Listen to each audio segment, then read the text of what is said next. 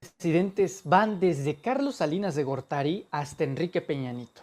¿Quiénes son ellos? Aquí rápidamente te proporciono un resumen de qué han hecho estos personajes para que hoy por hoy se les quiera juzgar. Empecemos con Salinas. Carlos Salinas de Gortari es el padre del neoliberalismo mexicano. El neoliberalismo es un sistema político-económico que se le adoctrinó en el extranjero para aplicarlo en México. Su resultado han sido más de 60 millones de pobres, 30 millones de ellos en pobreza extrema. La población en México es de 127 millones, es decir, poco más de la mitad. Salinas nos vendió la idea de que este modelo al Tratado de Libre Comercio iba a traer prosperidad a México, que iba a traer riqueza, cuando en lo que en realidad trajo fue una redistribución de esa riqueza de una forma espantosa. Los más pobres se hicieron más pobres y los ricos se hicieron más ricos. La mayor oligarquía jamás creada en México, una oligarquía que no es más que un grupo pequeño de personas que concentran el dinero.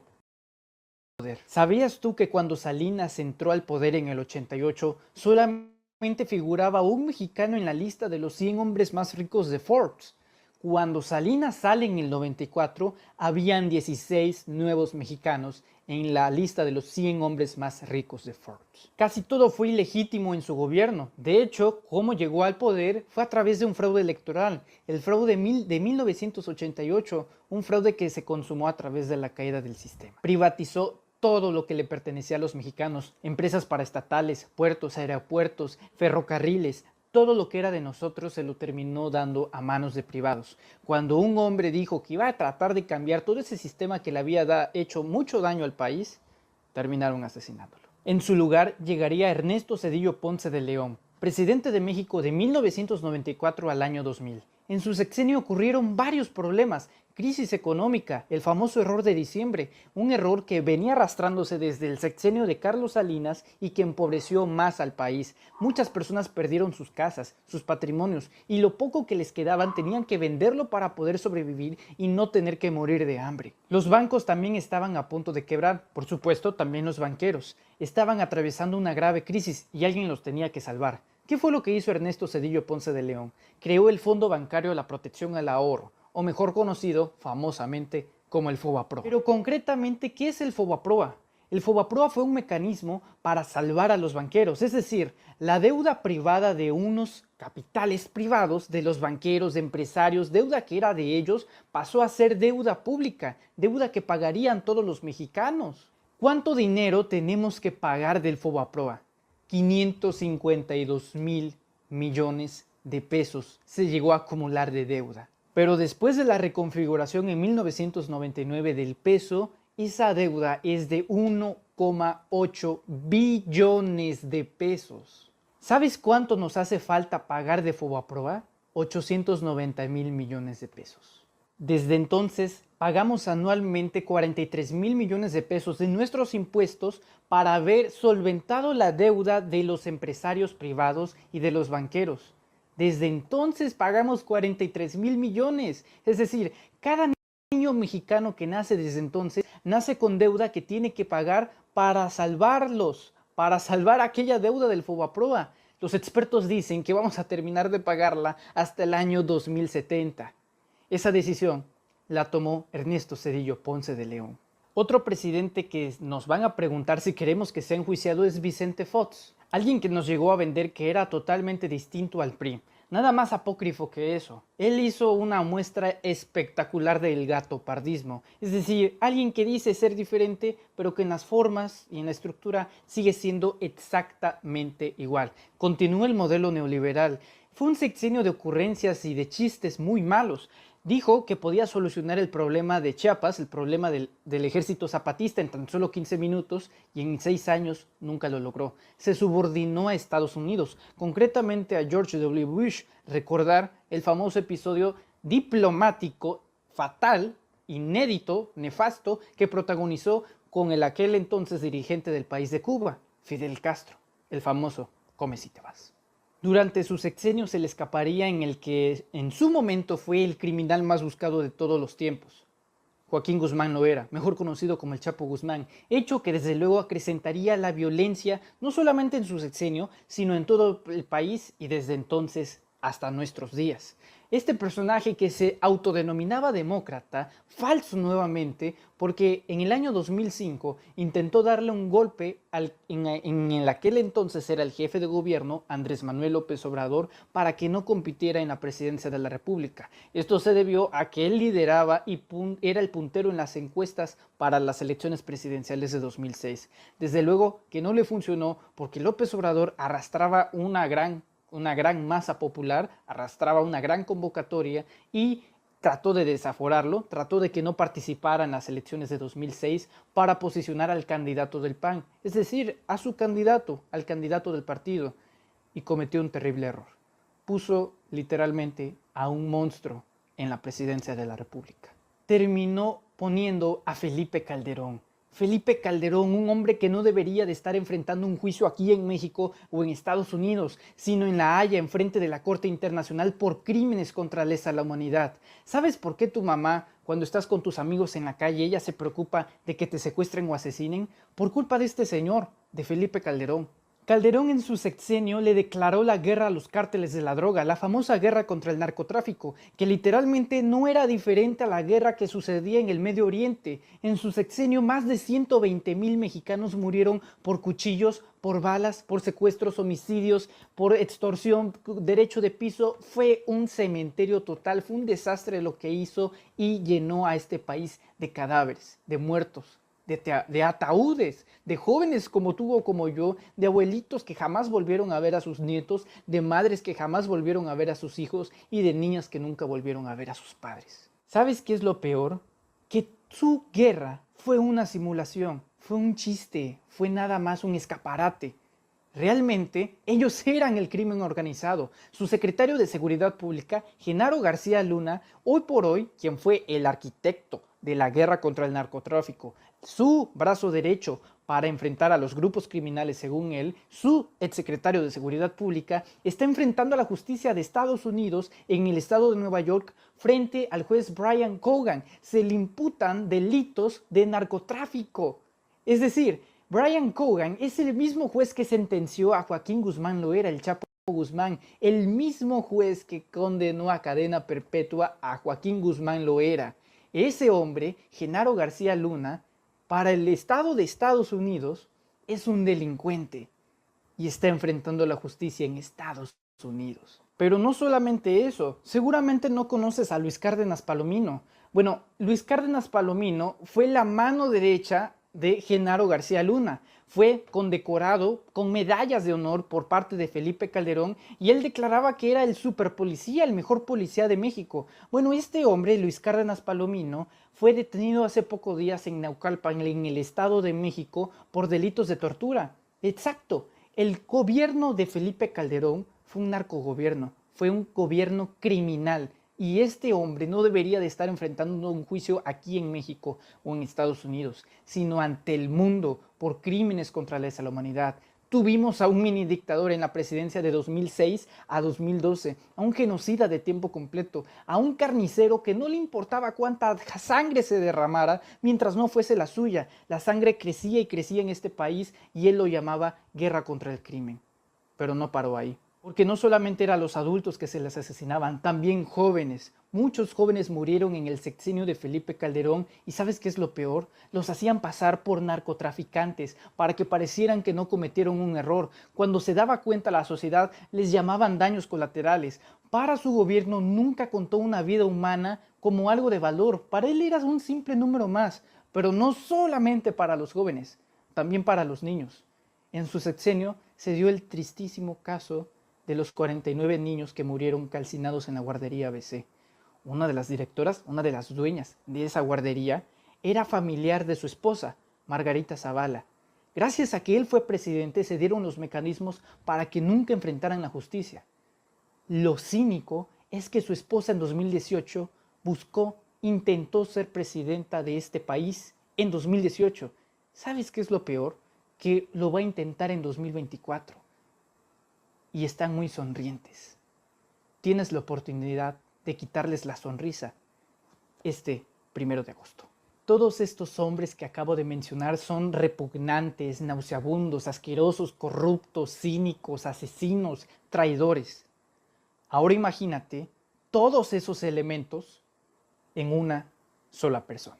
Enrique Peña Nieto, probablemente el presidente más corrupto de la historia moderna de este país, y no estamos bromeando. Un presidente que literalmente salió de una televisión, de la televisora, del Televisa, un producto creado por la televisora para vendérselo a la sociedad mientras todavía no existía la pluralidad de las redes sociales. Los medios nacionales e internacionales lo vendían como El Salvador. Time le dedicó una portada con el título Saving Mexico, pero en los hechos, en la realidad, es que este país, si se encontraba en el quinto infierno, él se encargó de mandarlo en el 11º. Él continuó con la guerra de Felipe Calderón y apadrinó una nueva generación de políticos priistas que se encargarían de llamar o de bautizar el nuevo PRI. La mayoría de esos gobernadores que conformaban esa nueva generación actualmente hoy o están presos o están prófugos. Su gabinete estaba infestado de corrupción. Un ejemplo, Emilio Lozoya, exdirector de Pemex. Él está arrestado por recibir sobornos de Odebrecht, una empresa brasileña corrupta que financió la campaña de Enrique Peña Nieto en 2012. El propio Emilio Lozoya confesó que le pagaron a diputados para que se aprobara la reforma energética, 5 millones de pesos. Entre esos diputados está Ricardo Anaya. Otro ejemplo de corrupción en su muy pestilante administración fue Rosario Robles, exsecretaria de Desarrollo Social, la famosa Sedesol, que hoy no existe. Ella fue la que dirigió uno de los inventos más corruptos estratégicos llamado la estafa maestra, una triangulación de dinero que desapareció millones y millones de pesos. Pero él mismo no se iba a quedar atrás. Recordemos eventos como la Casa Blanca, una casa de millones de pesos que nunca se esclareció de dónde venían. Recordemos también cómo se subordinó ante Estados Unidos frente al presidente Donald Trump cuando él ni siquiera era presidente de Estados Unidos, cuando era candidato, lo invitó como si hubiera sido un jefe de Estado a Los Pinos. Aun cuando nos había llamado violadores, este hombre se puso de tapete para que viniera a México y siguiera haciendo exactamente lo mismo. La represión, las masacres, el sello personal del PRI continuó en su administración de 2012 a 2018. Recordarás el famoso gasolinazo que en el 1 de enero de 2017 soltó muchas protestas, hubieron saqueos, desestabilización política y básicamente una gran ingobernabilidad por parte del PRI y por parte de él. Pero posiblemente lo que más marque a su sexenio y al nombre de Enrique Peña Nieto y posiblemente a todos los expresidentes que acabamos de mencionar sea el caso de los 43 estudiantes de Ayotzinapa. Desaparición forzada, asesinato. No hay respuestas más de 6 años después. Y es un reclamo popular, una herida que nos recuerda a los fantasmas de los jóvenes de 1968 exigiendo justicia de la misma forma que en aquella noche de 2014. Estos son los personajes que pueden ir a prisión si la gente vota que sí en la consulta ciudadana de juicio expresidentes este 1 de agosto. Pero ¿qué crees? Ellos están aterrados, tienen mucho miedo. Mira, te doy un ejemplo. Salinas y Zedillo no tienen redes sociales, pero Fox y Calderón están desesperados. Mira el Twitter de Vicente Fox, está literalmente aterrado, suelta diarrea verbal todos los días en su medio digital, criticando la consulta, llamando a la gente, a los millones de mexicanos que simpatizan con el movimiento de la 4T o incluso que no lo hacen como chairos, refiriéndose a ellos de forma despectiva. Sí, a la misma gente que gobernó ahora las insulta porque tienen la capacidad ahora de este 1 de agosto de mandarlo al bote para enjuiciarlo, pero primero investigarlo, y para que eso ocurra se necesita que se realice la consulta. Enrique Peña Nieto está solo, tiene depresión y está viviendo en España en una mansión gigante, y la única forma para hacer que regrese de España a México es iniciando una investigación en su contra. ¿Cómo? Votando que sí en la consulta ciudadana de juicio expresidentes. Hay una campaña muy bien elaborada para que la gente no participe en la encuesta, para que la gente no participe en la consulta, sobre todo los jóvenes. No quieren que participen los jóvenes porque saben que somos mayoría y que nosotros vamos a ser el factor determinante para que sea vinculatoria, para que esta consulta se lleve a cabo.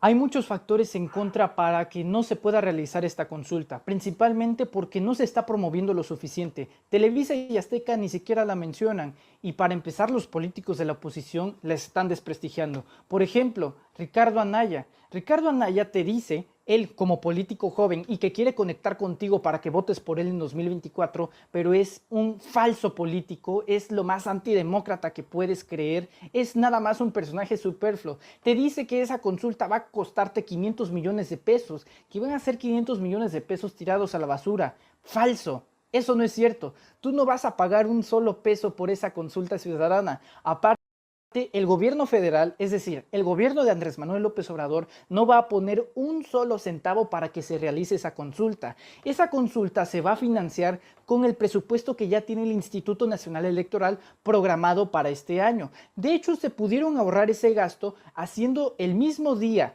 de las elecciones del 6 de junio la consulta ciudadana, pero ellos fueron los que se abstuvieron.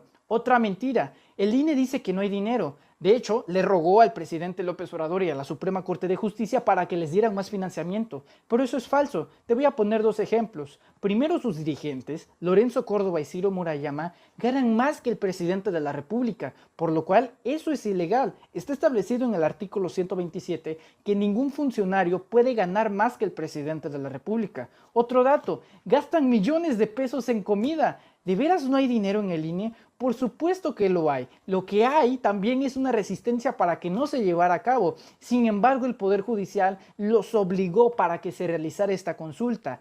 Tú, joven, debes de entender que no te va a costar un solo peso. No caigas en las mentiras de un Ricardo Anaya o de alguien que se viste de progre o juventud, porque no es lo que parece. No vas a pagar un solo peso por hacer valer tu voz.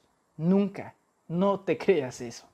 Otra mentira que están promoviendo es que esto se trata de alguna especie de venganza política. Falso. De hecho, el presidente de la República, López Obrador, se ha pronunciado a que va a votar en contra, que está en contra de este ejercicio de la pregunta, no de la consulta como tal. Está en contra de que se enjuicie a los expresidentes. Así que no hay una tal venganza política. Tanto es así que en el año 2020, es decir, el año pasado, millones de personas se reunieron para que esta consulta se llevara a cabo. Te explico. Para que este tipo de consultas sean constitucional, se requiere un mínimo de firmas, algo así de 1.600.000 firmas. Bueno, el año pasado se reunieron 2.100.000 firmas y las reunieron ciudadanos como tú o como yo. No el presidente, no el gobierno, ciudadanos de a pie, como tú o como yo. Es una exigencia popular, es una consulta ciudadana, no una consulta gubernamental. No existe tal clase, persecución o venganza política. Es la rendición de cuentas de los actores políticos del pasado, de los expresidentes de la República que lastimaron a tu país. Tal vez seguramente hayas visto en comentarios de Facebook o en videos de YouTube o algún político chafa te haya dicho: la ley no se consulta, se aplica. Desde luego, esto tendría sentido en un país de leyes, en un país donde sus leyes sean sólidas, donde el orden jurídico supremo sea sólido, donde no haya impunidad.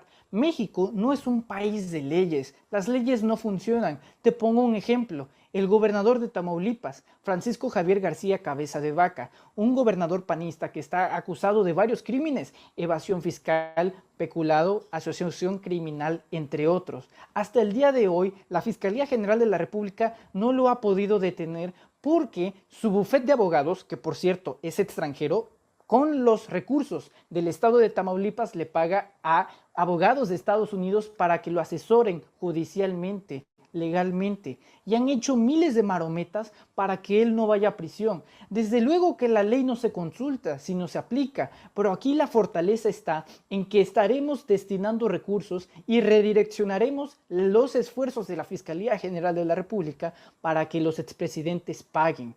Desde luego, ojalá que pronto podamos llegar a un país donde no tengamos que consultarle a la gente si se tiene que aplicar la justicia. Hoy por hoy es un gran ejercicio democrático que hace valer tu voz. Y no es ninguna especie de circo, es un acto de rendición de cuentas. Si has llegado a este punto del video, tal vez te preguntes siendo joven: bueno, pero ¿por qué tanto escándalo? ¿Por qué es tanto escándalo? Es decir, si la gente vota mayoría que sí, se va a realizar y tan, ¿no? No es tan sencillo como parece. Para que la consulta sea vinculatoria, es decir, sea aprobada, sea legal, se proceda, se necesita el 40% del padrón electoral. ¿Qué es esto? El 40% del padrón electoral son los ciudadanos que cuentan con su credencial de elector. Una cosa es la población y otra cosa es la ciudadanía. La población son los 127 millones de mexicanos que viven en México. Los ciudadanos son los 94 millones que cuentan con su credencial de elector. Se necesita el 40% de ese padrón electoral, es decir, 37 millones de votos. Se necesitan 37 millones de personas que vayan a votar a favor o en contra de esa consulta. Eso es lo verdaderamente difícil. Por eso hago este video. Soy joven, tengo 18 años de edad, apenas acabo de salir de mi preparatoria. ¿Por qué hago este video? Para jóvenes como tú, para jóvenes que me están viendo y que tenemos esta oportunidad ineludible. No podemos escapar de hacer patria. Esto lo hago porque tus abuelos sufrieron bajo estos regímenes, bajo estos gobiernos. Tus padres sufrieron bajo estos gobiernos. Vas a tener que pagar una deuda que tú no escogiste y tendrán que pagarlo tus hijos, van a tener que pagarla tus nietos. Esto no lo hagas por lo que crees que pueda llegar a pasar, sino por hacer justicia por aquellos que nos hicieron daño a nosotros. Por un país donde está tu abuelo, tu madre, tu padre, tu pareja, y donde si tú lo decides, crear familia en este maravilloso país, tus hijos, tus nietos y tu descendencia, es decir, todos los que amas. Necesitamos que todos los jóvenes posibles voten, que millones de jóvenes voten en esta consulta. Nos van a decir que es imposible, ¿ok? Te van a decir que es imposible conseguir las 37 millones de firmas, pero te voy a decir algo. Los mexicanos, como tú, como yo, somos hijos de lo imposible. Mira, nos dijeron que iba a ser imposible sacar al PRI de Los Pinos en 2018. Y sacamos a Peña Nieto de Los Pinos. Nos dijeron que iba a ser imposible hacer a Andrés Manuel López Obrador presidente. Y lo hicimos presidente. Y ahora vienen y nos dicen que va a ser imposible conseguir las 37 millones de firmas para enjuiciar a estos personajes que nos hicieron daño. Siempre parece imposible hasta que se logra. Ellos no están acostumbrados a hacer lo imposible. Nosotros sí, por una sencilla razón. Somos mexicanos. Amigo joven, tengo 18 años de edad. Estoy contento de vivir en esta época. No antes, no después, ahora. Estoy contento de vivir el día de hoy, porque este 1 de agosto tengo la oportunidad, al igual como la tienes tú, de hacer historia, de hacer patria, de hacer justicia por aquellos que ya no están. Tienes una enorme oportunidad. Tienes que compartir este video en todas tus redes sociales. En Facebook, en Twitter, en Instagram, en WhatsApp, en Telegram, en Messenger, en donde tú quieras, en YouTube, en Tinder si tienes, en donde tú quieras, también en el OnlyFans, que para eso sirve. En cualquier lado puedes compartirlo, pero compartirlo para que llegue a millones de jóvenes. Mira, a mí todos los días me llegan mensajes de que soy joven, ¿no? Criticando mi juventud. ¿Tú qué vas a saber? Apréndete a limpiar los mocos. Eres apenas un niño. ¿Por qué criticas el Fobaproa si no lo viviste? En efecto, ninguno de nosotros lo vivimos, pero sí nos va a tocar pagarlo. Sí nos va a tocar pagar todo lo que estos personajes hicieron. Este 1 de agosto, sal de tu casa y vota en la consulta ciudadana. Averigua dónde estará la casilla y vota que sí al juicio ciudadano de expresidentes. El juicio a expresidentes. Tenemos una oportunidad que no se repite 2 veces en la vida. Soy mexicano. Amo inmensamente a mi país. Y este 1 de agosto quiero demostrarlo haciendo patria. ¡Viva México! ¡Vivan los jóvenes! Muchas gracias.